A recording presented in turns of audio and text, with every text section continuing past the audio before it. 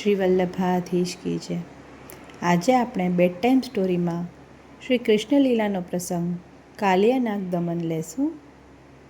ખૂબ સુંદર ઠાકોરજીએ આ લીલા કરી છે. કાલિયા નાગે શ્રી યમુનાજીમાં રહીને શ્રી યમુનાજીના જલને ઝેરી બનાવી દીધું હતું. ત્યારે પ્રભુએ કાલિયા નાગનું દમન કરીને શ્રી યમુનાજીને વિષમુક્ત કર્યા અને વ્રજવાસીઓના પ્રાણોની રક્ષા કરી. પ્રભુની આ લીલા આપણે જાણીએ. કાલિયા નાગ ગરુડજીના ભયને કારણે પોતાના સ્થાનને છોડીને શ્રી યમુનાજીમાં રહેવા લાગ્યા હતા. તેના 100 માથા હતા અને તે ભયંકર ઝેરી હતો. એના ઝેરના કારણે જલની ઉપર આકાશમાં ઉડતા પક્ષીઓ અને પાણી પીવા આવતા પ્રાણીઓ મરી જતા હતા. પછી ગોપ બાળકો સાથે રમતા રમતા શ્રી કૃષ્ણ ભગવાન શ્રી યમુનાજીના કિનારે પધાર્યા. પ્રભુએ કાલિયા નાગને ત્યાંથી દૂર કરવાનો નિર્ણય કર્યો.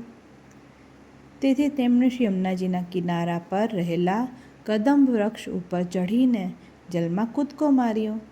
નાગને ખબર પડતા તે ગુસ્સે ભરાયો અને મોઢામાંથી અગ્નિ ફેંકવા લાગ્યો અને નાકથી ઝેર વાયુ છોડવા લાગ્યો.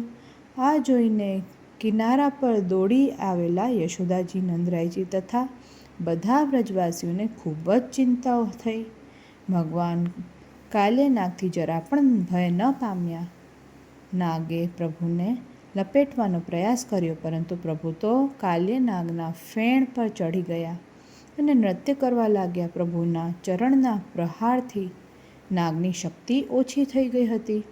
ત્યારે નાગની પત્નીઓએ આવીને પ્રભુની સ્તુતિ કરી અને પોતાના પતિને છોડવાની વિનંતી કરી. નાગ પણ અંતમાં મનથી પ્રભુના શરણે થયો અને પ્રભુની ક્ષમા માંગી. પ્રભુની આજ્ઞા માનીને શ્રી યમુનાજીના જલને છોડીને સમુદ્રના દ્વીપમાં ચાલ્યો ગયો.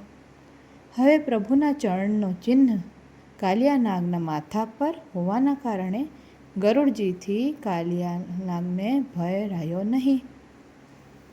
આનાથી આપણને શું જાણવા મળે છે?